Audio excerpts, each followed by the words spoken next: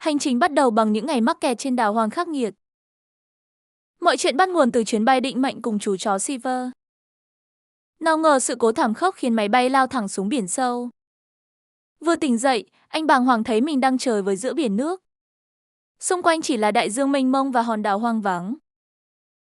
May mắn dạt vào bãi cát, anh nằm lả đi vì kiệt sức. Chú tạm trong hốc đá, nỗi lo cho chú chó Silver lại bủa vây anh. Gượng bước trên bờ cát, anh cố tìm những món đồ dạt vào bờ. Nhặt được chút đồ lặn, anh hy vọng chúng sẽ là công cụ cứu mạng. May mắn sao, điện thoại vẫn báo vị trí Silver ở hòn đảo kế bên. Phác thảo nhanh bản đồ trên cát, anh quyết tâm phải vượt biển tìm bạn. Nhưng cơn khát cháy cổ bỗng ập tới, mà chai nước nhặt được lại mặn chát. Vứt chai nước đi, anh xách dựa quyết định tiến sâu vào rừng tìm nước. May mắn tìm thấy những cột dừa non, anh vội vã bổ ngay để giải khát. Dòng nước ngọt lịm chảy xuống họng giúp hồi sinh cơ thể đang kiệt quệ.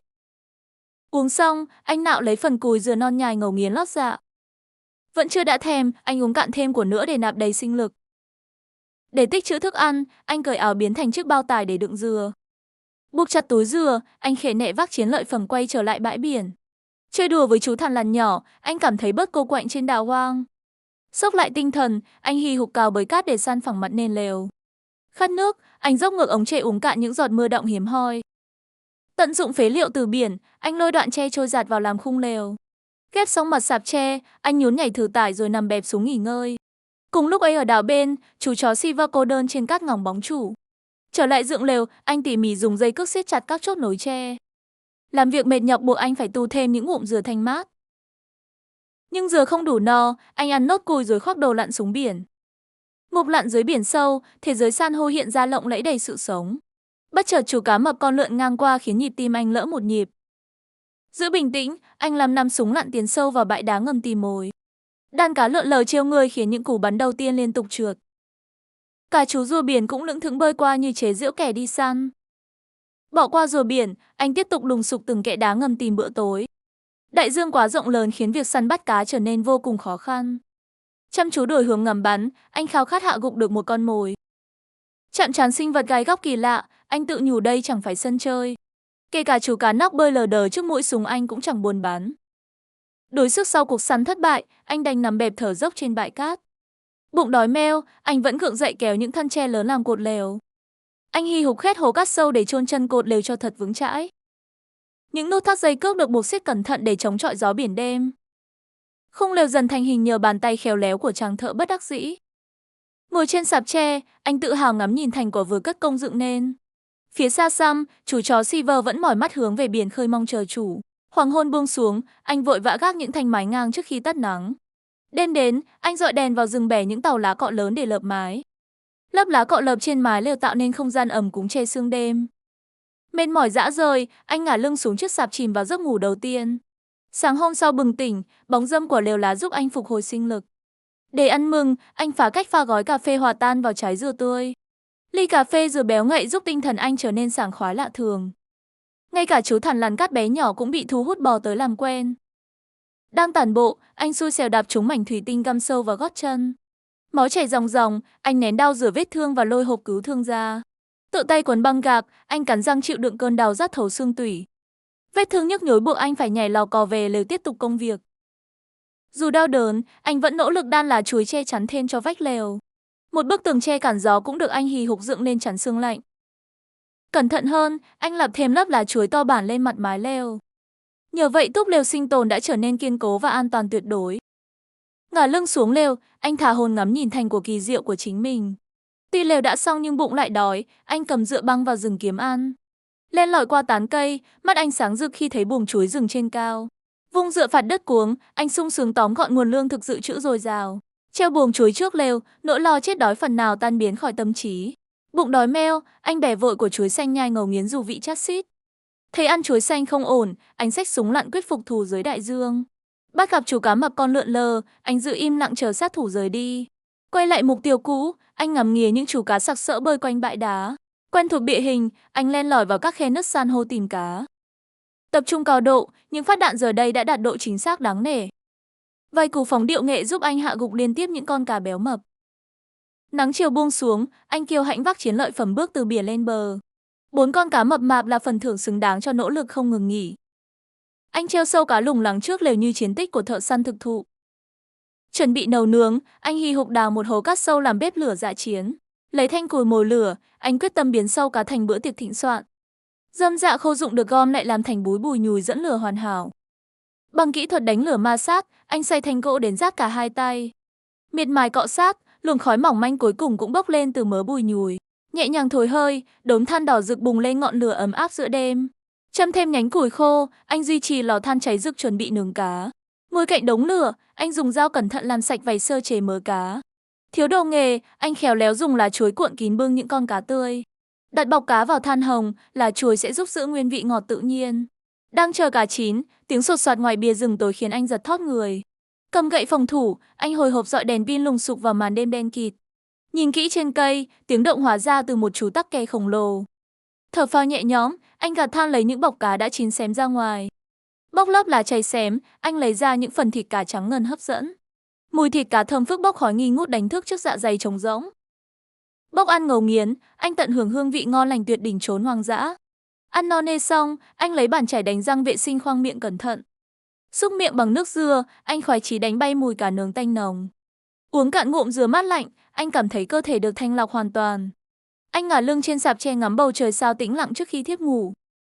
Sáng hôm sau tỉnh giấc, anh vươn vai đón nắng mai rực rỡ đầy năng lượng.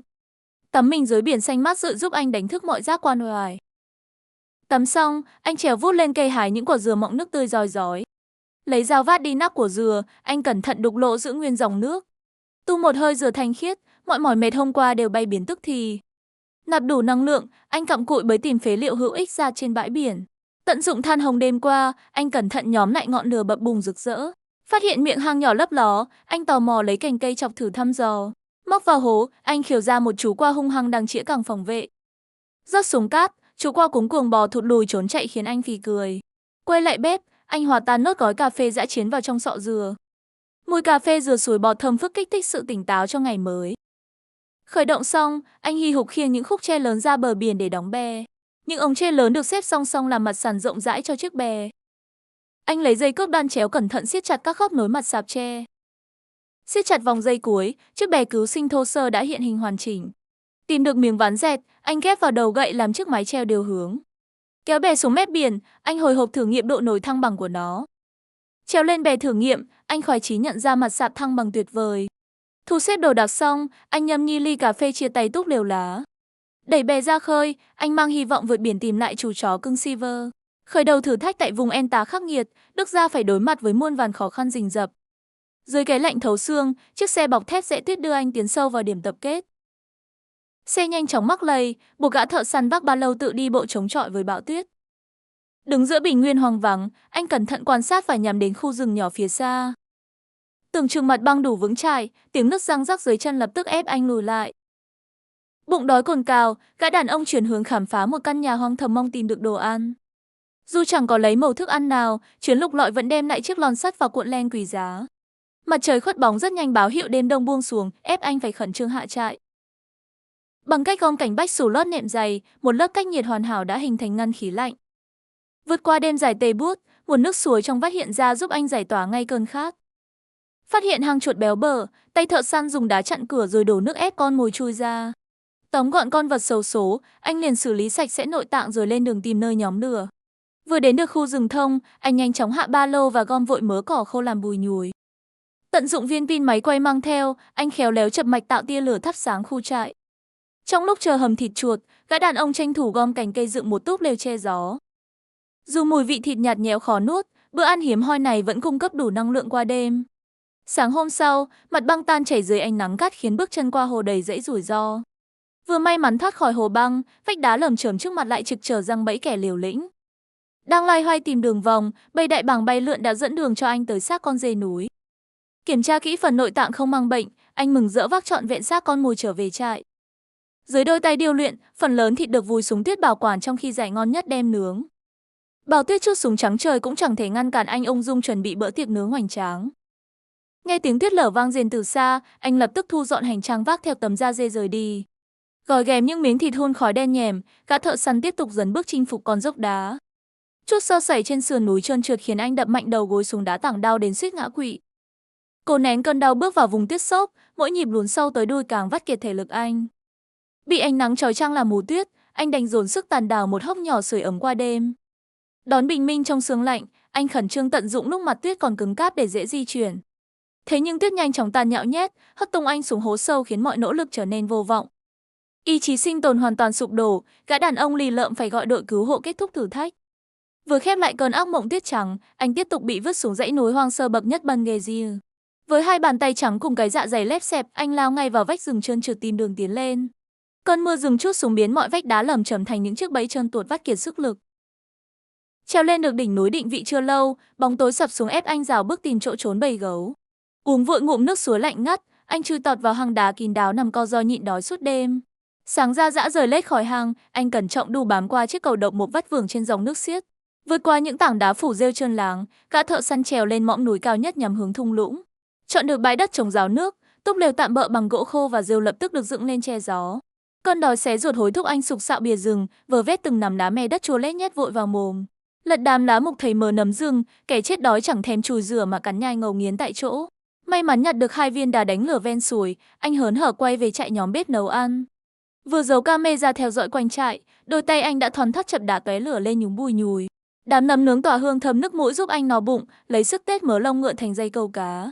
Đang ngon giấc thì sáng ra chiếc camera, hình ảnh con gấu lảng vảng quanh trại khiến anh tá hỏa bỏ chạy. Vừa cắm đầu tháo thân chạy trốn dã thú, anh tấp vào bờ suối vớt vát được mớ ốc sên bò lồm ngồm. Sợ ốc sên ăn trùng nấm độc, anh cẩn thận nhặt bỏ vào túi định bụng nuôi thêm vài ngày cho thải sạch. Chiều buông vội vàng đầy anh chui tọt vào khe nứt sâu hòm trốn gấu, may sao thấy đàn cá dưới suối. Chớp lấy cơ hội ngàn vàng, các đàn ông vớ ngay mẩu xương thú đập nát để tỉ mẩn mài thành lưỡi câu. Bình minh vừa ló dạng, những chiếc bẫy thả đêm qua đã tóm gọn được một con cá béo tốt tươi rói. Nướng cháy cạnh trên bếp than hồng rực, miếng cá giòn tan lập tức xoa dịu đi cái dạ dày kêu gào. Thừa thắng xông lên, bầy ốc sên xả hết độc cũng được thảy thẳng vào lửa nướng trước khi bẫy thêm đá sập. Vui vẻ đập vỡ vỏ ốc làm trắng miệng, ai ngờ thứ mùi thối hoắc sộc đen não khiến anh nhắm mắt nuốt. Sáng ngày thứ 7 thức dậy với vẻ bơ phờ, chiếc bầy đá sập đêm qua mang đến một chú chuột béo ngậy. Dù khét lẹt vị cho than, chuột nướng vẫn cung cấp đủ calo để anh xốc ba lô lao nhanh qua tán cây. Băng rừng ròng rã suốt 5 tiếng đồng hồ, mặt hồ phẳng lặng hiện ra cùng chiếc xe tải đến đón kết thúc.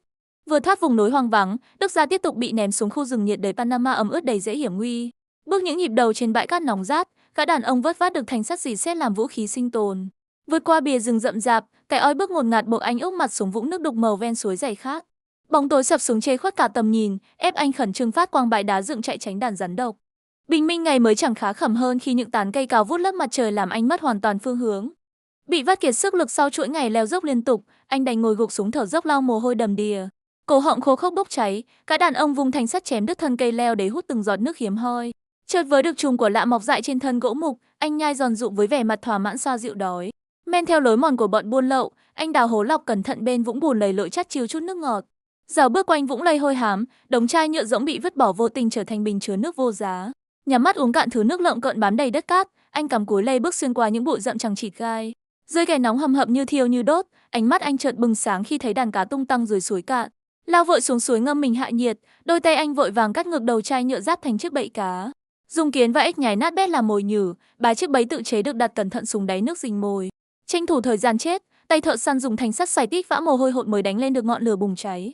Kéo những chiếc chai nhựa lên khỏi mặt nước, bầy cá nhỏ mắc bẫy đã mang lại nguồn protein cứu cánh cực quý giá. Xiên que nướng vội trên ngọn lửa hồng rực, miếng cá giòn tan đánh bay cảm giác kiệt quệ mệt mỏi suốt mấy ngày. Thể lực hồi phục phần nào, anh băng suối tiến lên và hạ gục cây chuối rừng lấy lõi non bù đắp cà mau hàn nở rất. Ăn no nê đầy đủ dưỡng chất, các đàn ông tự tin cắm cúi lội xuyên rừng ròng rã suốt 1 tuần liền không nghỉ. Phát hiện vực nước sâu hứa hẹn nhiều cá lớn, anh vót nhọn cành cây làm lao lặn ngục xiên trúng một con mồi to. Thả cá vào chiếc nồi sắt nhặt được lúc trước cùng lát chuối rừng, bữa hầm thịnh soạn nhanh chóng ra lò nóng hổi. Sáng ngày cuối cùng thức dậy với đôi chân đau nhức chuột rút, anh cắn răng gượng dậy tiếp tục hành trình giang dở. Mặc kệ ruồi muỗi cắn xé ngừa ngày, anh vung tay phát quang bụi rậm mở đường tiến thẳng ra bờ sông rộng lớn. Cuối cùng sự kiên trì đã được đền đáp khi anh bắt gặp chiếc xuồng mộc của người bản địa đang chạy ngang qua. Xin quá giang một đoạn đường thủy xuôi dòng, Đức Gia Mãn nguyện mỉm cười khép lại trọn vẹn chuỗi ngày sinh tồn khắc nghiệt.